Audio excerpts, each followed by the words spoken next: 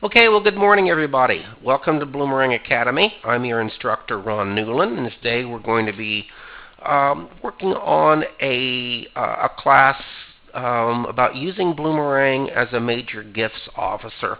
We're going to be working today on a number of features in Bloomerang that allow you to manage a portfolio of multiple major gift prospects.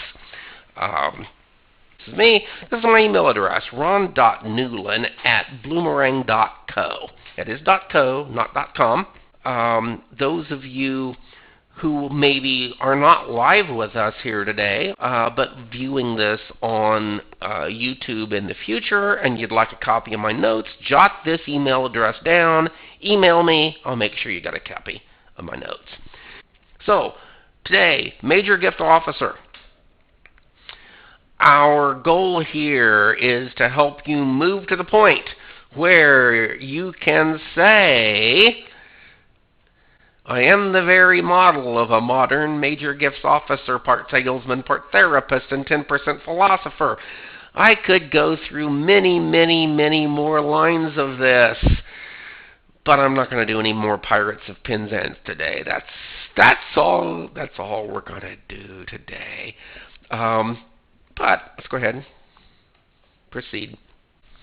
So here's what we're going to do today. We're going to spend a few minutes describing how to use donor search in Bloomerang, which is an additional add-on feature that many of you have paid for to add. But even if you've not paid for donor search, Bloomerang still gives you a little bit of it as a teaser, which can be very useful to you whether you're paying for the rest of it or not. It's a third-party wealth. It's a database that tracks indicators of wealth. We'll show you how to use that to identify folks who are already in your database that may be good prospects for cultivating for larger gifts. We're going to talk then about some of the standard fields and features in Bloomerang that you're going to want to use for major gift tracking. Let me take a second here just to describe what we're talking about. Major gift can mean whatever you want, your organization wants it to mean. For lots and lots of organizations, you're going to consider any gift of $1,000 or more to be a major gift. The idea is it's the type of gift, whatever it is, whatever your organization's definition is, it's the type of gift that you don't expect to get by simply sending a letter or an email. It's probably going to take a conversation and a little bit of a relationship building, a little bit of give and take, so people have the chance to ask questions before they sign the check. And so for many, many organizations, every gift above $1,000 is considered a major gift. Now, large institutions, hospital foundations, university foundations have people whose job title is major gift officer, and all they do is manage what we would call a portfolio of maybe 50, 75, maybe 120 different people that they keep in touch with several times in the course of the year, and once a year, maybe longer, but once pretty on a regular basis, actually ask for a gift of, in the cases, these cases, maybe a 4, at least a 4, probably a 5, maybe a 6-figure gift, maybe once a year, for a maybe often for a specific purpose. Now, most Bloomerang customers don't have one person who does nothing but major gift work. On the other hand, most Bloomerang customers have more than one person in your office who wear multiple hats, one of which is acting like a major gift officer. And that's kind of what we're going to use today. Is we're going to talk about how to use Bloomerang, assuming you're the type of customer that's using Bloomerang for lots of different features, and a portion of your job is treating 10 or 15 or 20 people as major gift prospects, and how can Bloomerang do the best for us. So that's my definition. We're going to talk about using the standard fields in Bloomerang. We're going to spend a little bit of time about using interactions for what in the major gift worlds are often called call reports. You'll leave a hour-long meeting with the prospect, and you want to keep track of all the important information you learned from them in that meeting. That would be something you would keep track of in an interaction. We're going to talk about how to use the notes function in Bloomerang for doing prospect research, which is not necessarily an interaction. Sometimes you're going to spend time outside of a meeting doing research on the internet or in the library. You're going to be gathering information from magazine articles or other sources of information that you want attached to that donor's record. Has nothing to do with an actual face-to-face meeting with them that you would have recorded as an interaction. But we're going to show you how to use notes in Bloomerang for that, including using attachments. Both attachments that everybody who uses Bloomerang can see, and attachments that are private that only you can see. And finally, we're going to talk about how to use the mass update function in Bloomerang. You're managing a portfolio of major gift prospects. There are times when you're going to want to go into their records one at a time and record an interaction. But there are other times when you're going to be inviting all of them to the same event. You're going to be talking to 7 of them at that event. You may just want to mass update their records with a single spreadsheet and touch the button rather than going in and manually entering lots of data. And that's what we're going to cover today. So with that, let's get into Bloomerang. And here is my Bloomerang database.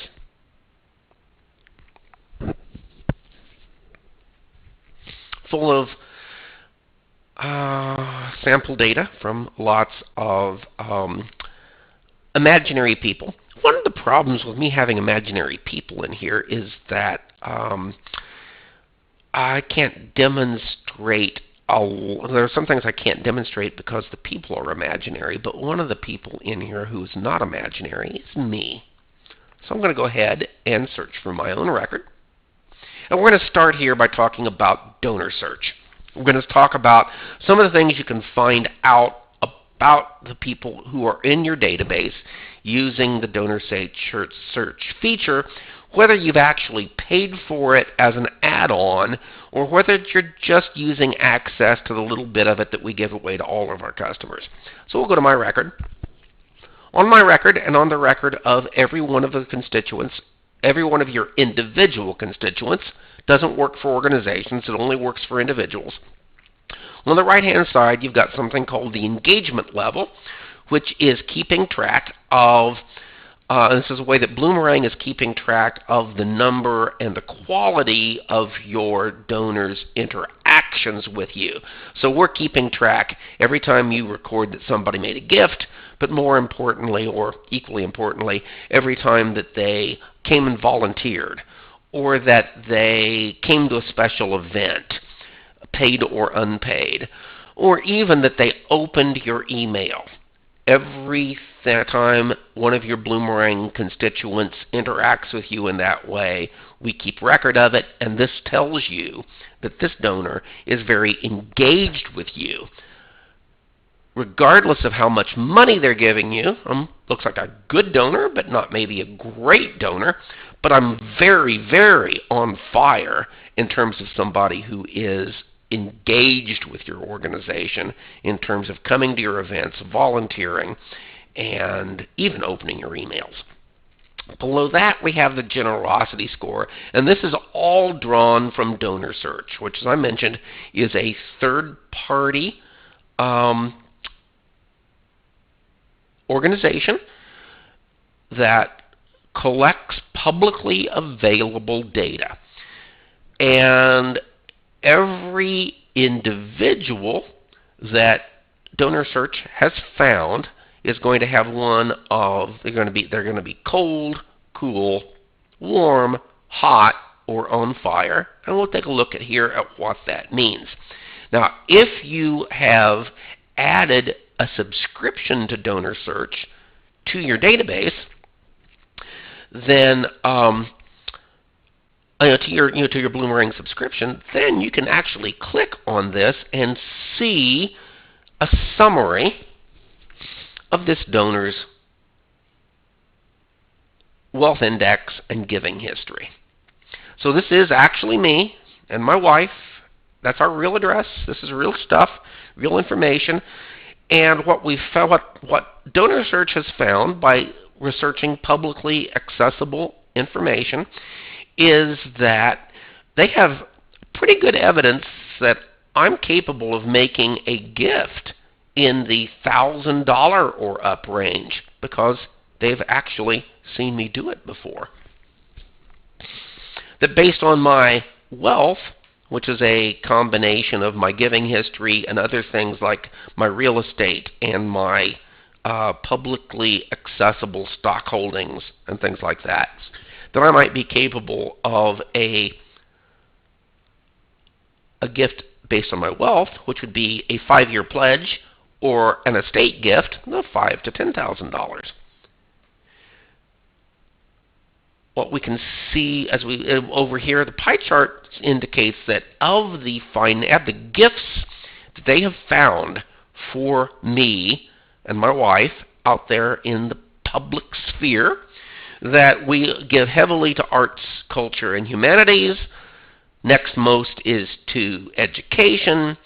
We also give to food, agricultural, and nutrition, and then there's a small portion here of gifts that are, they don't understand, can't tell what the recipient of that gift is. Knowing this, you can scroll on down, a little bit further down here, high quality and all possible. This means they're almost certain that this is me. This means that there's somebody with my name that may or may not be me. And so that's what they're figuring when they're looking at charitable giving. They found 29 gifts that are almost certain are me. 38 that include 9 that may or may not be me. Same thing with the Federal Election Commission. They found some gifts in here that may not be me. They don't have, stock records are only available if the person you're looking at is a officer or a board member of a publicly traded company. So Bloomerang Donor Search has no way of telling how much stock I own if I'm not on the board or an officer of that corporation. Scroll further down here and we can actually look at my charitable giving. Take a look. And here's where we can find. Now, one of the things you'll note here, some of these things are a little bit out of date. Donor Search collects this information. It's all publicly available, but it's, what they're doing here is they are either using spider bots to search through the online annual reports in nonprofit, or they're using college interns in the summer to manually read through the pages of annual reports. And these annual reports are never current. They're always at least 2 years out of date. But what they're finding here is that they've actually got evidence that I have made a gift in the $1,000 to $2,500 range in the annual reports for the Indiana State Museum or St. Richard's School or Gleaner's Food Bank. So these numbers here, they're not exhaustive. This isn't a list of everything I've ever given. It's certainly not a list of everything I gave last year. It's not going to include church giving, which for a lot of people is where their largest gift comes from or goes, but it is representative. It gives you proof that this person does have a history of giving gifts in this range. If we scroll on down here, you can also see, you can also look at things like Do I own airplanes? Do I own yachts? Relationships and affiliations is very useful. You can click here and you'll see.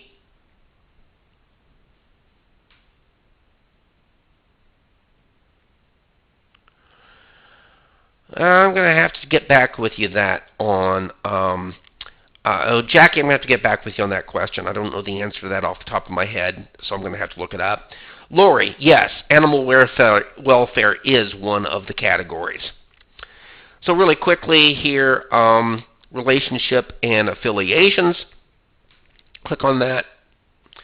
What we can see here is 3 different organizations. We got 21. What this means is 21 different individuals in donor search are connected to me through one of these organizations. Now, one of them is my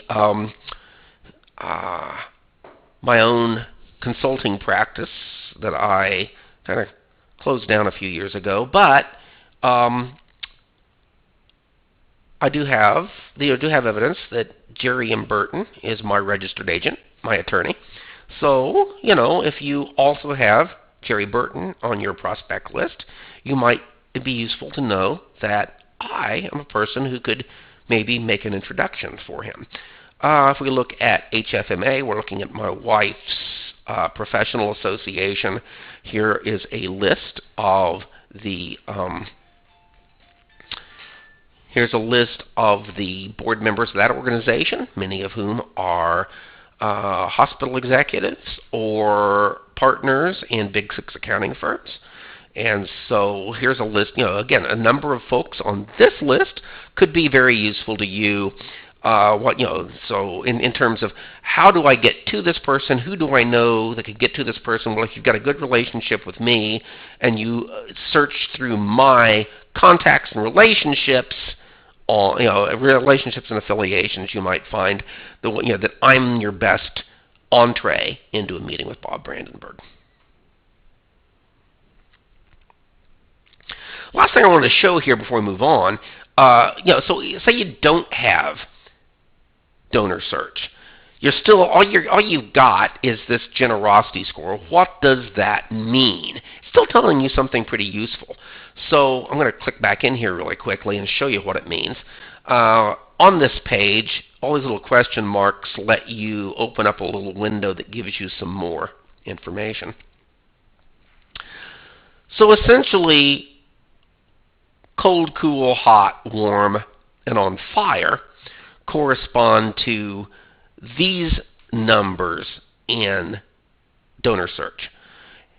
Hot is on fire is DS11. This means that that donor search knows this person has given at least $5,000 in a single gift, as well as having significant others markers of wealth. DS1-2 means it's going to correspond to hot, not on fire, not warm, but hot, which means that actually we don't really have record of whether they are philanthropically minded or not. They give politically, but what we do know is that they've got real estate worth $2 million, or that they're an executive at a firm with $5 million in revenues, etc.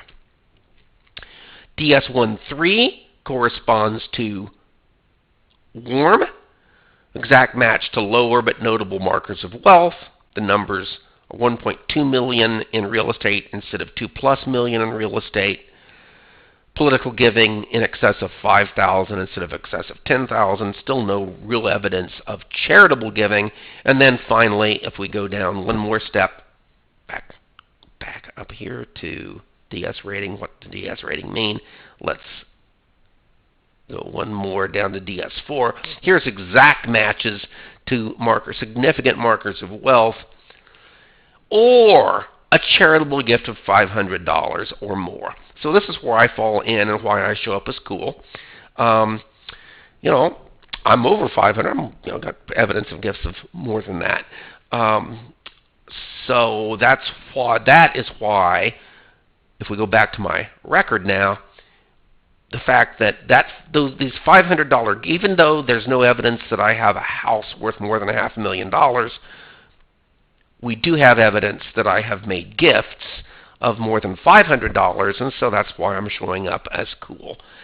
So what this lets you do, and I'm going to move on from donor search after this, is what this lets you do, even if you're not paying for donor search, it lets you run a report of all of your constituents, build a report from scratch of your constituents who have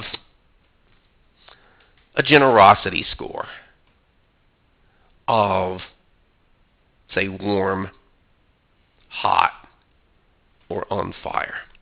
Now, what we'll see here, and this is what I was talking about earlier, my database is full of imaginary people.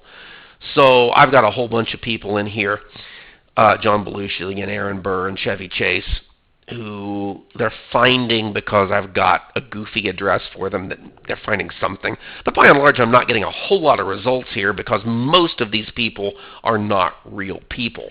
But within your database, even if you don't pay for donor search, we will tell you that we found people in your database at this address that are, and let's add a column for this, that have a generosity score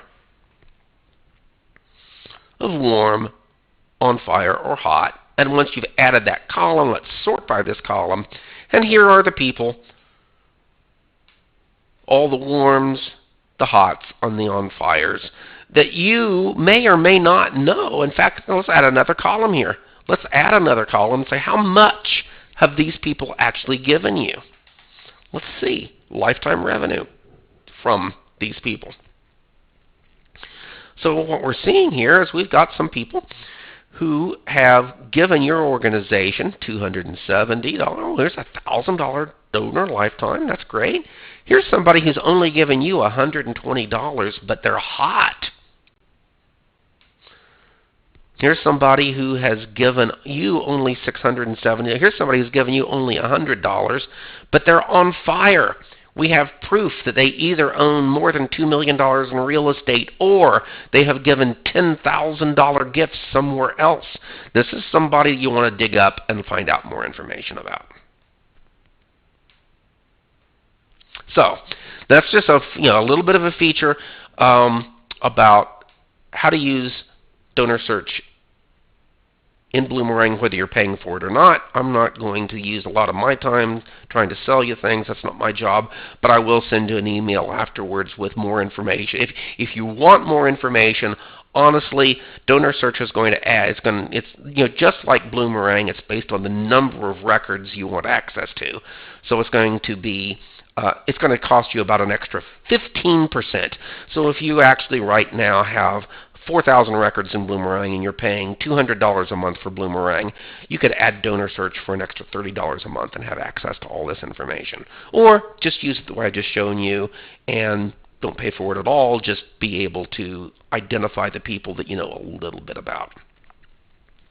All right, now what I want to do is spend a little bit of time talking about the basic features in Bloomerang that we recommend you get really familiar with in terms of doing major gift fundraising. So obviously, anytime you're looking somebody up in Bloomerang to add a donation, you're very familiar with how to look people up, go to the upper right-hand corner, and add a new donation or a new pledge or a new recurring donation. That's what a huge percentage of most Bloomerang users' activity in individual records are. One of those things.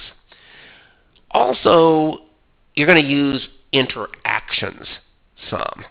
Now, Bloomerang, one of the nice things about using Bloomerang is that when you use Bloomerang to send a mass email or a solicitation letter or a thank you letter, Bloomerang is going to add an interaction on that person's timeline automatically. Interactions look like this. It's a little blue icon with a bubble, meaning that we had a conversation. In this case, this was a breakfast meeting with me on 10/15. Scroll back a little bit in my timeline, and you will see, more, just a mass email, or an acknowledgement email. When you're dealing with individuals that you're wanting to develop relationships with, you're often going to want to create new interactions manually. And this is typically going to be something where you're going to talk about a face-to-face meeting. So, for instance, tomorrow morning, or even this morning you had a meeting with me where the purpose was, the purpose was you're cultivating me for a major gift. So purpose, impact, cultivation. The subject was breakfast meeting at Tiffany's. The channel was in person. And you may want to say here, here's where you would keep a little note that said, found out that Ron has a passion for puppies, invited him to join our puppy rescue committee. You're not asking me for money. You're meeting me. You're getting to know me better. You're finding a way to get me more engaged with your organization. The purpose is impact cultivation. You save that, and there is a new got one in the future here. This is today's. Here's today's in-person interaction breakfast meeting.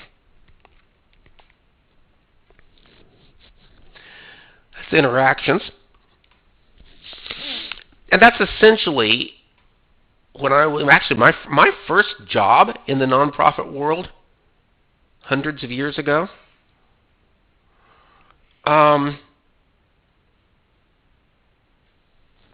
Dawn's got a question here.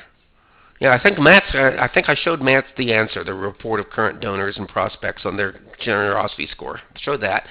Dawn, I'm just going to have to make a note about, if you don't have it, I'm going to have to send you that. I'll do that by email after we're done here.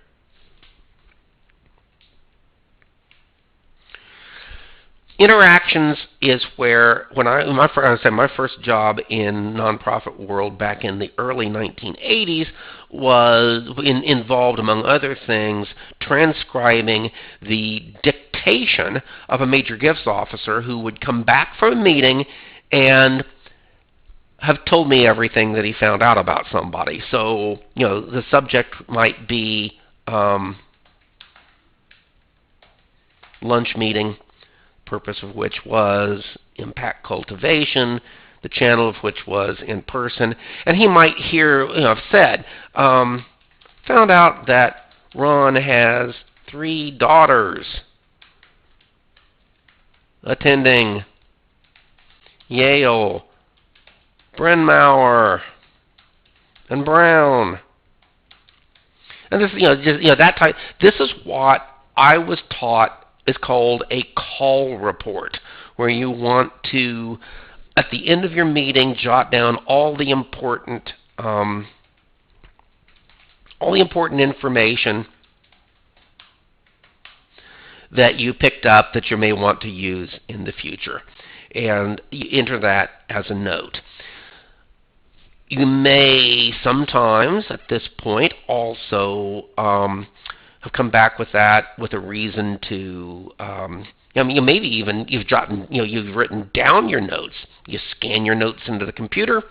You've got a document here, and then you can attach your notes. Add a file. So my scanned document is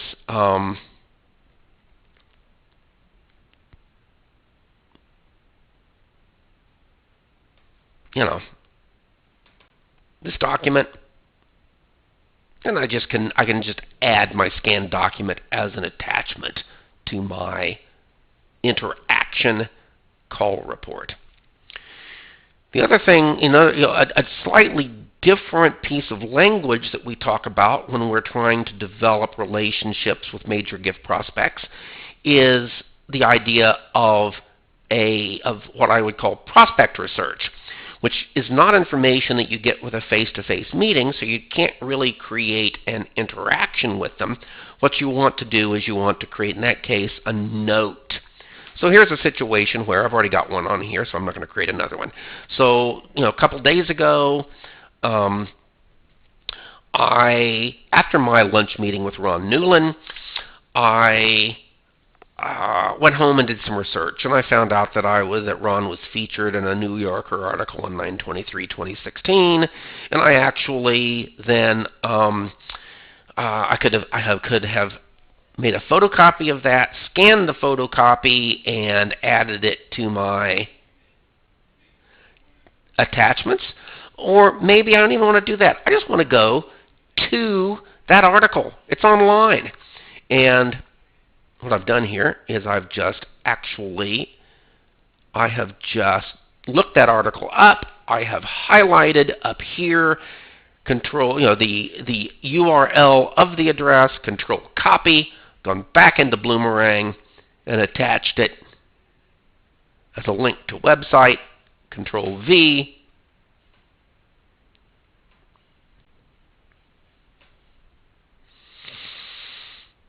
And now I've got, and with that now I have an attachment which is actually just a hot link to an online article. One final thing I like to show while we're talking about adding attachments to notes is that if you're doing major gift work, sometimes you're going to come across some information that's pretty confidential. And you really don't ever want this person the person you're cultivating, to feel like you've betrayed their trust. So now I'm going to tell you the truth. I have actually, in the course of my work, there have been times when I have actually come across a private document like a divorce settlement, legal document.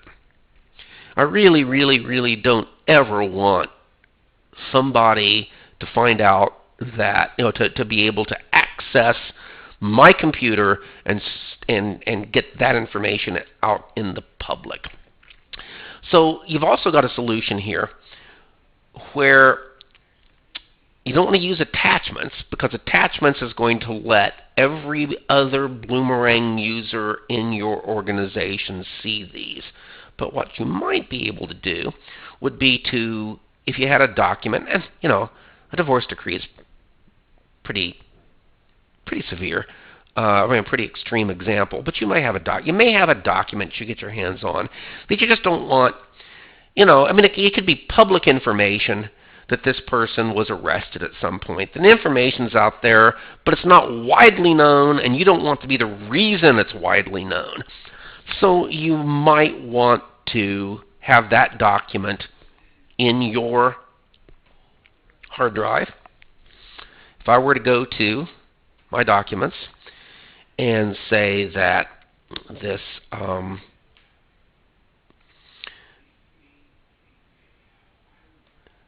document is this document on my hard drive that is a copy of an arrest record of somebody. I want to know it's in here, but I don't want everybody else to have access to it. Then it's in my documents. I go to Home. I go to Copy Path.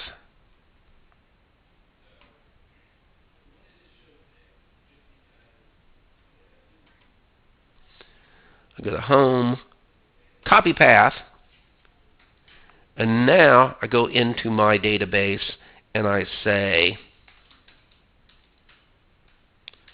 more documentation here, Control V, And that's where this little string of information that I had meant to copy path, Control V, there it is. Now I have copied into the note the link to a document on my hard drive. Nobody else who uses Bloomerang can access this. They know it exists, but it's on my hard drive. And so they may be able, somebody else may come to me and say, I see from this person's record in your database you've got more information, but it can't be widely distributed, downloaded by somebody else in your office and distributed without your knowledge. That's really a pretty high-level tip. That's kind of graduate-level Bloomerang. But we're talking about, this is what we're talking about. Major gift fundraising can be pretty sensitive, and that's the last thing I want to cover before we get into into doing some mass updates using the import function. So the last thing I kind of, well, there's two more things I want to show. Relationships.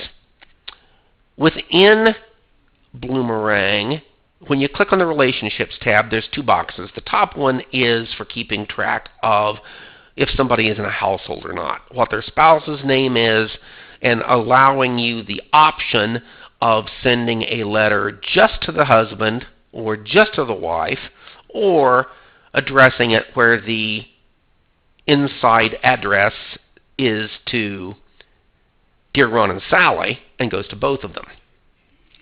That is households. That is separate from the second part of this, which is other relationships, where you can see that, yeah, no, I work for Bloomerang, but I really, really work for the Beaver Dam Blues Band. That's my real employer. Or relationships lets you, now, you can actually add a relationship to a household. You need to add the relationship to the individual member of the household. So let's go back to me. Go to relationships. And here's where you could add a new relationship, where you saw that I am the,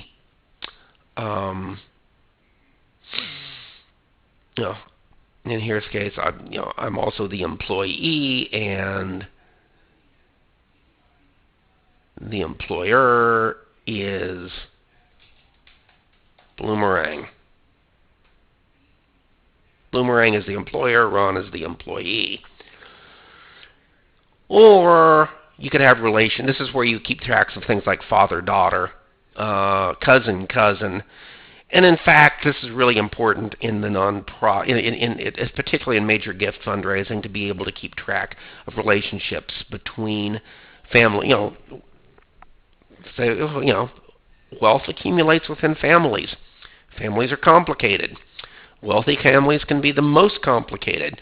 So you can actually create, by going to Settings, View All Settings, and Relationships, you can actually create all kinds of additional relationships. I've got some here. One I think is really important, and I'm not, I got evil step-parent here. That's a joke. I'm having fun with that. Ex-spouse is really important. It really is important that you be able to realize when you're talking to two people with the same last name that they're not married to each other anymore. So these are the types of things that, in doing major gift fundraising, make sure that you've gone to relationships, gone to settings, gone to relationships, and, created relationships that define some of what can be complicated. You don't want to be sitting down with somebody who has the same last name as your major donor and not be aware of the fact that they are estranged. And that's an important thing to be aware of here. Finally, under custom settings, last thing I kind of really like to talk about here is that within custom you should have a lot of custom fields. The most important custom field, I think, for most organizations, if it's the only thing, you're just starting out in Bloomerang, and you've only got one custom field, it should be attributes. Or you may want to call it flags, or you may want to call it custom, constituent code. But essentially what this is a list of descriptions of the constituents' relationship to your organization. So, they're board members or board members emeritus, or they're faculty members, or they could be former parents. And if they're a former parent, they could be a former parent and a board member. That's why you want this to be pick multiple values from a list. But here's where you also want to have a category where you call people a major gift prospect. And if you got multiple people doing fundraising, as here I've created multiple different categories. I could say, show me everybody who has an attribute that includes the words major gift prospect, and I'll get all of these. Or I will say, I want people whose attribute is major gift prospect dash Newland, and I would only get my major gift prospects in that report. A couple of other things that I like to recommend. Actually, if you're doing major gift work, you may want a whole series of additional prospect management information custom fields. So you would create a new category under which you could have things like, what is their giving capacity? And this is something, you might get this from Donor Search, as I just showed you. Or you may be getting it from your own work. One of the things, I was doing this before I ever knew Donor Search existed. I often used summer interns just to be reading the annual reports of the other key nonprofits in town and finding out who were their $10,000 donors, who were their $5,000 donors. And if they're already in your database, then you just want to go in and add an extra value to their giving capacity. Largest gift to another organization. We've mentioned that before. You may have within, for each year, you may at some point actually have a target ask for that person, and even a date for when you're going to make that gift.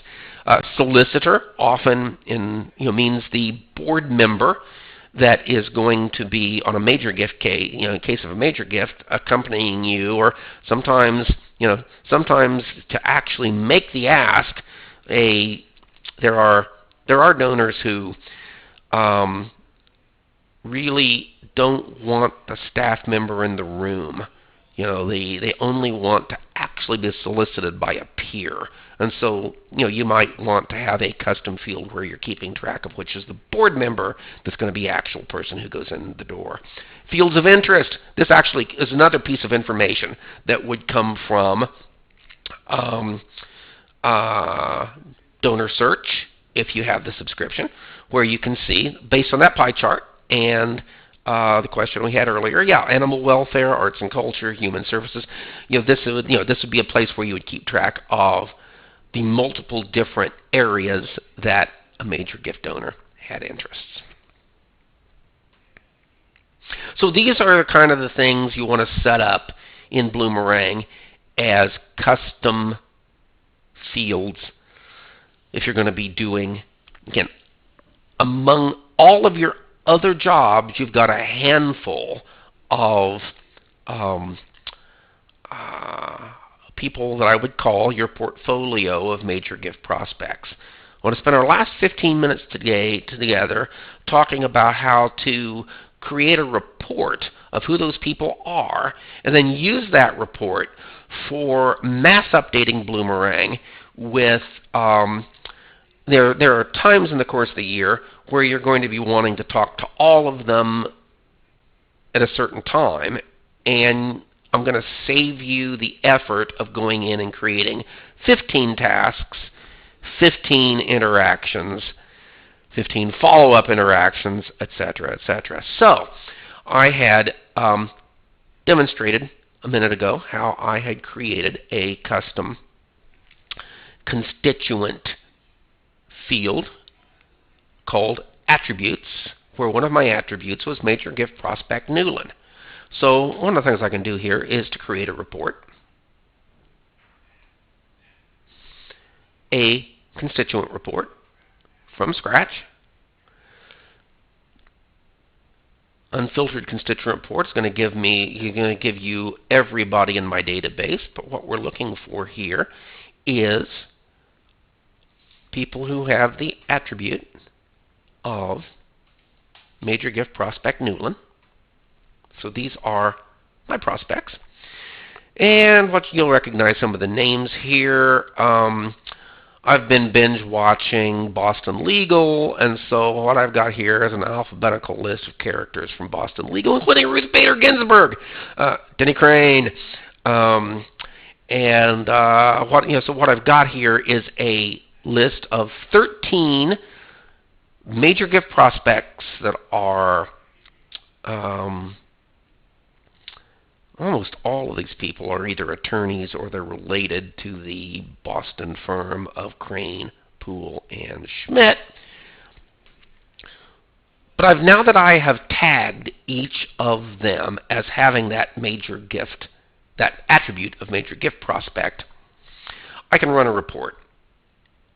And actually I'm going to add a column to this report. I've got my mailing address, I've got my email address. I want to make sure I also have a phone number in this report.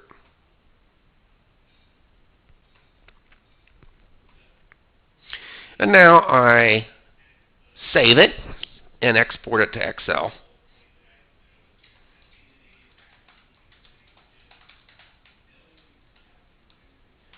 This is my Newland's Major Gift Prospect Report number 2. Save this, export it to Excel, download it. Now I have a file of my major gift prospects with their street, their city, their state. Enable editing. Bloomerang, you will notice, automatically every time you run a report is going to add a count number to the report, whether you asked for it or not. Yeah, Elizabeth is export the activity of each prospect. We can create a report, an interaction report or a notes report filtered by the constituent's name. And yeah, so that's the end. That's the answer to that. Then export that as an Excel document. Just as I exported this list of all of my constituents, I could have created a report filtered by constituent name, where the columns were interaction, subject, or note. So what I'm doing here is I've created a report of all of my my 13 major gift prospects that it's my job as a part-time, as a development officer who wears 7 different hats, one of which is asking each of these people for a 4 or 5 figure gift every year. I don't want to necessarily have to, so for instance, my next job with each of these is I'm cultivating them all for a major gift. There are several times during the course of the year when I've got like a table at the mayor's arts luncheon, or a suite at the, and since we're talking about Boston, at the suite at the Patriots game, where I want to invite these people. They can't all come, but I'm going to try to use that as a cultivation opportunity for all of them. And rather than go into 13 different records and create 13 different tasks, and then later go into 13 different records and create 13 different interactions that said, I called Tara, I left Alan an email, what I can do is I can use this spreadsheet, and in fact, the account number is what's going to make it a perfect match for future importing. What I may want to do here is get rid of the mailing addresses. I'm going to highlight those and delete those columns. Now I've just got the name and the email address and the phone number, because these are the people, these are the numbers I want when I save this. And I'm going to just put this on, I could even just,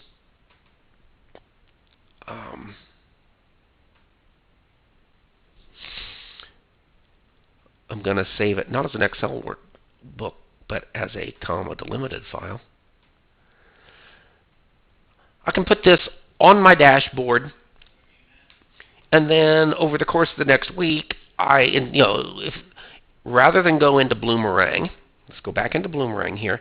Rather than go into Bloomerang and create 13 different tasks that say invite to the Patriots game, what I can do is I can go into Bloomerang and give myself a single task. Active tasks.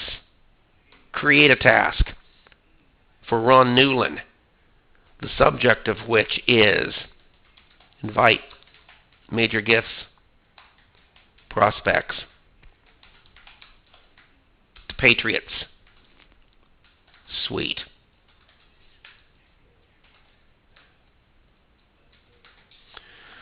Purpose is impact and cultivation. Channel is I'm probably going to be calling these people. I might know. I'm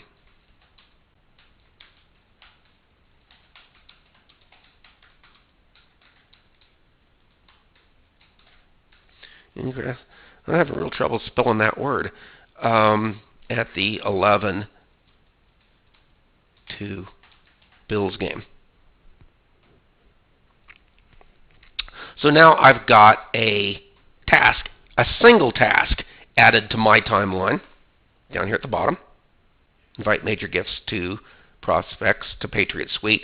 Rather than going in and creating 15 different tasks, now what I will do is I will just have this spreadsheet open on my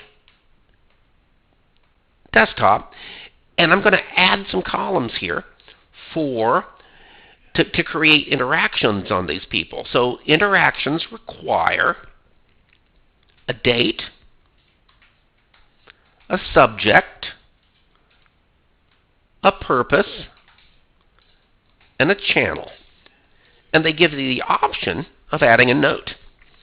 So what I'm going to do, rather than look these people up one at a time as I get the phone call, I've got this document on my dashboard. I've got their email addresses. I've got their primary phone number. So maybe what I'm going to do here is I'll be able to say that I did all of this tomorrow or Monday. So on 10/21/2019. Subject.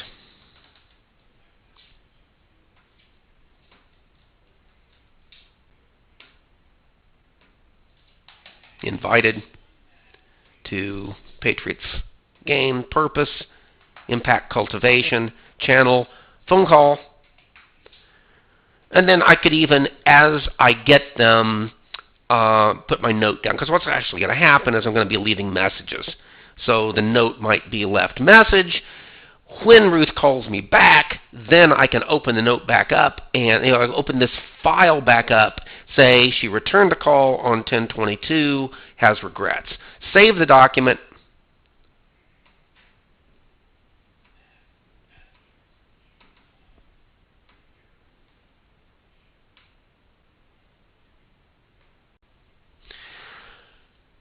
And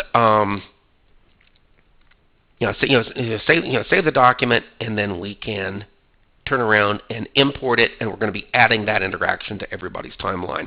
A couple questions here. Anik, the sound.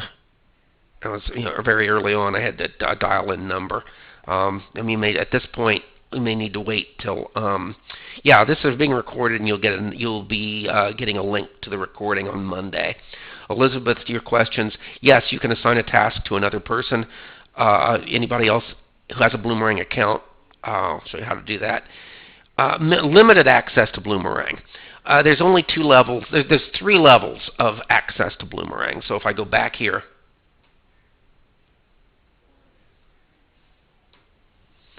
if we go back to the dashboard, you can create a new task and you can assign it to any one of your users. So my other users are Inigo, Montoya, and Fezzik the Giant.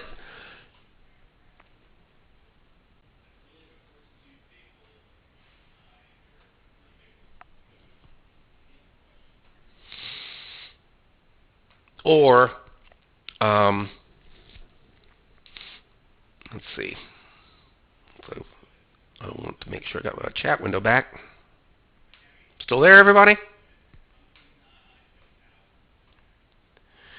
Limited access to Bloomerang. So when you create a new user, you've got three choices. They can either be an administrator, which has unlimited access to everything Bloomerang does, or they can be a standard user, which has two functions. A